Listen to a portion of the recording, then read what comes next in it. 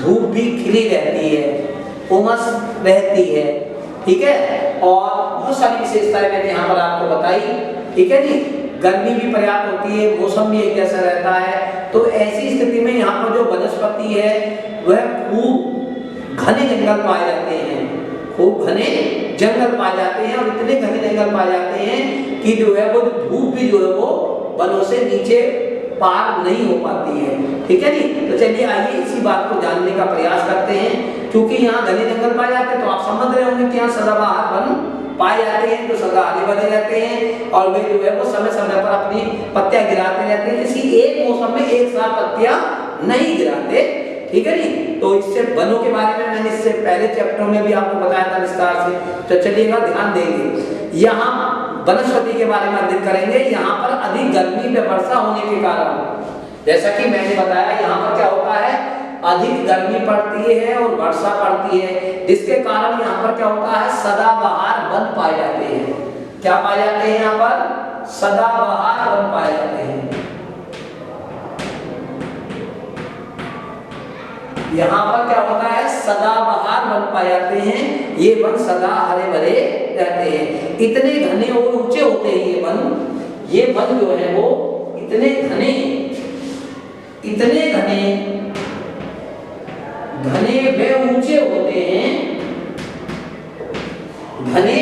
वे ऊंचे होते हैं कि सूर्य की किरणें पृथ्वी सतह तक नहीं पहुंच पाती। जैसा कि मैंने इससे पहले भी अभी आपको बताया था कि इतने घने और ऊंचे वन होते हैं कि सूर्य की किरणें भी पृथ्वी की सतह तक नहीं पहुंच पाती।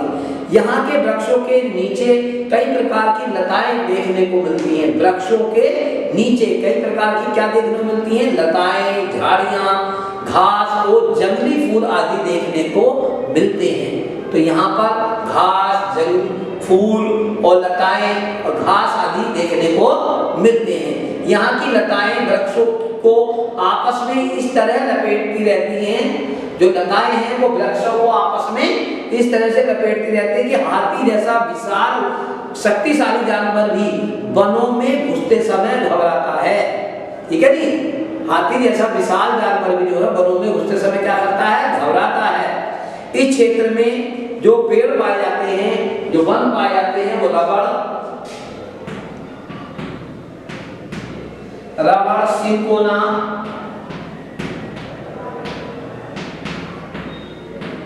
सिंकोना,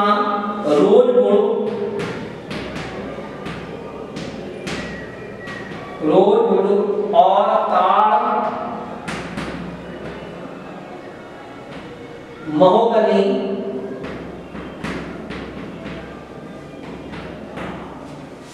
आबनूस,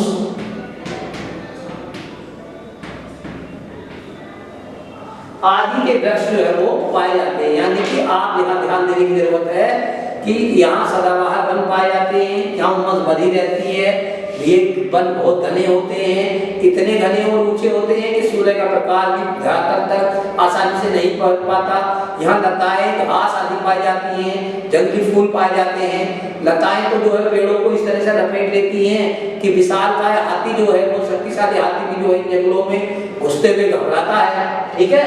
तो यहाँ पर जो पेड़ पाए जाते हैं, जो वनों में पेड़ मिलते हैं, वो रबड़ के पेड़ मिलते हैं, सिंकोना मिलता है, ठीक है, रोजवुड मिलता है, ताड़ मिलता है, महोगनी देखने को मिलता है और आबनूस जैसे वृक्ष जो वो पाए जाते हैं, ठीक है। तो चलिएगा आगे चलते हैं। तो सिंकोना वृक्ष की छाल से मलेरिया की दवा कुनैन बनाई जाती है, ठीक है नी। सिंकोना जो वृक्ष है, इसकी छाल से जो है वो कौन सी दवाई बनाई जाती है? कुनैन बनाई जाती है। कौन सी दवाई बनाई जाती है बच्चों? कुनैन। कुनैन की जो दवा बनाई जाती है वो सिंकोना वृक्ष की छाल से बनाई जाती है। तो सिंकोना वृक्ष की जो छाल से कौन सी मलेरिया की दवाई बनाई जाती है? कुनैन जो है मलेरिया की जो दवा है वह इससे बनाई जाती है। अब हम चलिएगा, हमने अब तक जो है वो विश्वत रेखीय प्रदूषण के अंतर्गत हमने जलवायु और वनस्पति के विषय में ध्यान दिया। अब हम तीसरे टॉपिक पर चलते हैं, जीव जंतु। जीव जंतु यानी कि ये जानना भी हमें आवश्यक है कि जो विश्वत रेखीय प्रदेश है वहां पर कौन कौन से जीव जंतु निवास करते हैं। नहीं, जैसा कि मैंने अभी आपको बताया था कि यहाँ की जलवायु अस्वास्थ्यकर है, तो यहाँ उमस भरा वातावरण रहता है, अतः जीव जंतु के लिए जलवायु स्वास्थ्यकर नहीं है।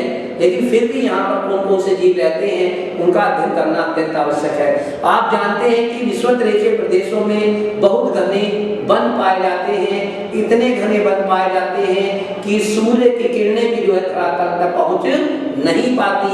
यहाँ वनस्पतियों का भरा पूरा संसार है, यानी कि यहाँ पर वनस्पतियाँ पर्याप्त मात्रा में पाई जाती हैं। इस कारण यहाँ बहुत बड़ी संख्या में विविध प्रकार के जीव जंतु मिलते हैं।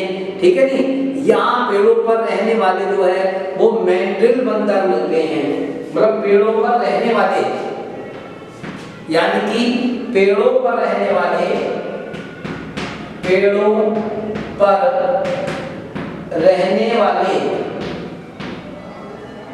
रहने वाले कौन से बंदर मिलते हैं? मैंड्रिल बंदर, मैंड्रिल बंदर मिलते हैं।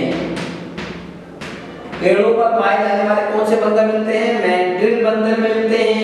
चिंपैंजी भी यहाँ पर देखने को मिलते हैं, चिंपैंजी भी यहाँ पर देखने को मिलते हैं, लंगूर भी यहाँ पर देखने को मिलते हैं, और यहाँ पर मकड़ा बंदर भी देखने को मिलता है। ठीक है नी,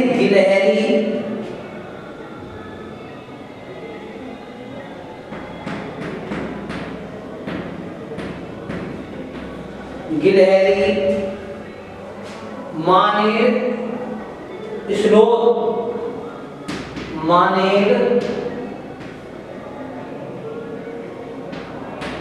स्लोथ, जहरीले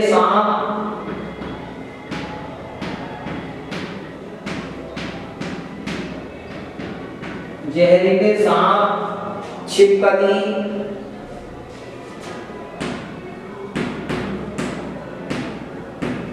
मेंढक,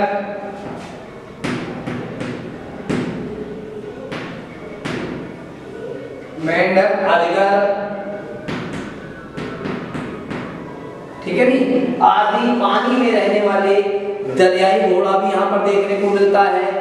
कैमन, मगरमच्छ, एनाकोंडा सांप, घड़ियाल आदि एवं खुले वनों में रहने वाले जंगली भैंसे, हाथी, गोरिल्ला, गैलेपेगोन्स, कछुआ आदि भी देखने को यहाँ पर मिलते हैं। तो यहाँ ध्यान दीजिएगा, ये मैंने मुख्य यहाँ पर लिख दिए हैं, ध्यान देने की आवश्यकता है। यहाँ पर जो जीव जंतु पाए जाते हैं, पेड़ों पर रहने वाले जो है वो मैंड्रिल बंदर पाए जाते हैं, चिंपैंजी देखने को मिलते हैं, लंगूर, मकड़ा बंदर भी देखने को मिलता है, गिलहरी, मानेर और स्लोथ, जहरीली जो है वो जहरीले सांप, अजगर भी देखने को मिलता है, छिपकली और मेंढक आदि भी देखने को मिलते हैं। और इसके अतिरिक्त भी और बहुत सारे जीव जंतु देखने को मिलते हैं, जिनमें जो है भैंसे, हाथी, गोरिल्ला, ठीक है नी, ये भी देखने को जो है बड़ी संख्या में मिलते हैं। और इसके अतिरिक्त जो कीड़े मकोड़े हैं वह भी पर्याप्त संख्या में पाए जाते हैं। तो आपको जानकर आश्चर्य होगा कि इन वनों में पाई जाने वाली टीसी जो मक्खी होती है, नामक जहरीली मक्खी होती है, जिसके काटने से मनुष्य को नींद की बीमारी हो जाती है, वह भी इन वनों में देखने को मिलती है। ठीक है, अब चलिएगा, अब जैसा कि आपको मैंने बताया था कि यह जलवायु मानव जीवन के लिए अस्वास्थ्यकर है, यहाँ पर उमस भरा हुआ वातावरण रहता है। ठीक है जी, तो यहाँ पर अध्ययन का जो विषय है, आप जो विषय है अध्ययन का, वह है मानव जीवन कैसा है। यहाँ पर मानव जीवन की हम बात करेंगे, यानी कि हम चर्चा करेंगे यहाँ पर विषुवत रेखीय प्रदेशों में मानव जीवन कैसा है। तो देखिएगा, आप सोच रहे होंगे कि यह क्षेत्र तो वनस्पतियों एवं जीवों से भरा पूरा है, इसलिए यहाँ मनुष्य का जीवन आसान व अच्छा होगा। आप ये सोच भी रहे होंगे, लेकिन ऐसा बिल्कुल भी नहीं है। इस क्षेत्र की नम एवं गर्म जलवायु स्वास्थ्य के लिए बहुत हानिकारक है। इस कारण यहाँ की जनसंख्या विरल और कम है। यहाँ की जनसंख्या विरल